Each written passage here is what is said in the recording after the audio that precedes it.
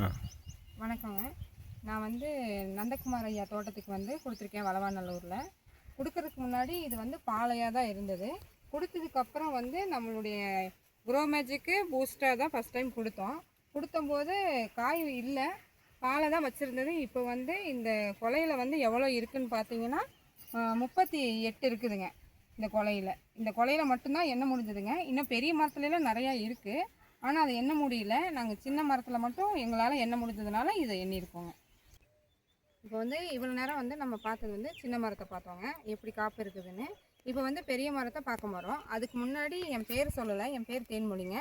இது எங்கே இருக்குதுன்னா தாராபுரம் ரோடு பக்கம் வளவாநல்லூர்னு சொல்லுவாங்க. தாராபுரம் ரோடு தாங்க.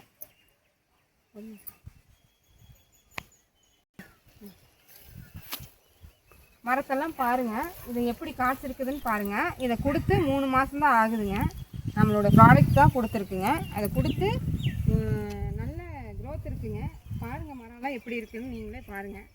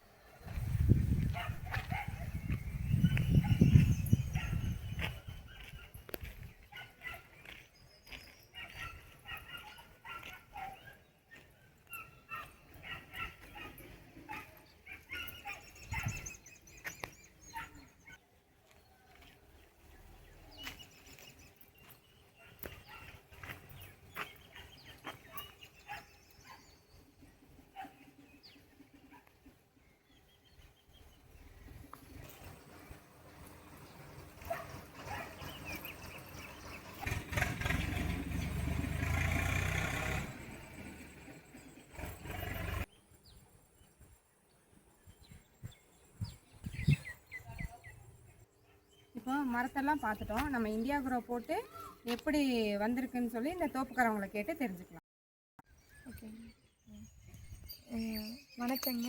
எங்கள் அப்பா பேர் நந்தகுமாருங்க. என் பேர் அன்பரசிங்க. நாங்கள் தாராபுரம் ரோட்டில் இருக்கிற வளவாநல்லூரில் இருக்கிறேங்க. ஃபஸ்ட்டு பார்த்திங்கன்னா எங்கள் தென்னை மரத்தில் சுத்தமாகவே காய் இல்லைங்க. இந்தியா க்ரோ கம்பெனிலேருந்து தேன்மொழி மேடம் இப்படி ஒரு கம்பெனி இருக்குது, நம்ம இது மருந்து இருக்குது, நம்ம போட்டு பார்க்கலாம் அப்படின்னு சொல்லி சொன்னாங்க. சரின்ட்டு ஃபஸ்ட்டு சுத்தமாகவே எங்களுக்கு நம்பிக்கை இல்லைங்க. சரின்னு ட்ரை பண்ணி பார்த்தேங்க. அப்புறம் ஃபஸ்ட்டு 210 மரத்துக்கு போட்டேங்க.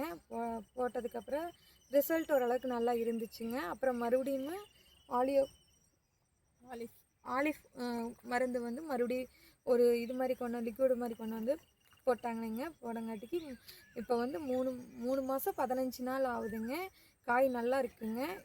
எந்த பிரச்சனையும் இல்லைங்க. மனசுக்கு நிறைவாக இருக்குங்க. இந்த இந்தியா க்ரோ கம்பெனிக்கு ரொம்ப நன்றிங்க. நீங்களும் பயமில்லாத பயன்படுத்தலாங்க. இதைத்தான் நாங்கள் இனிமேல் பயன்படுத்தலான்னு இருக்கிறேங்க.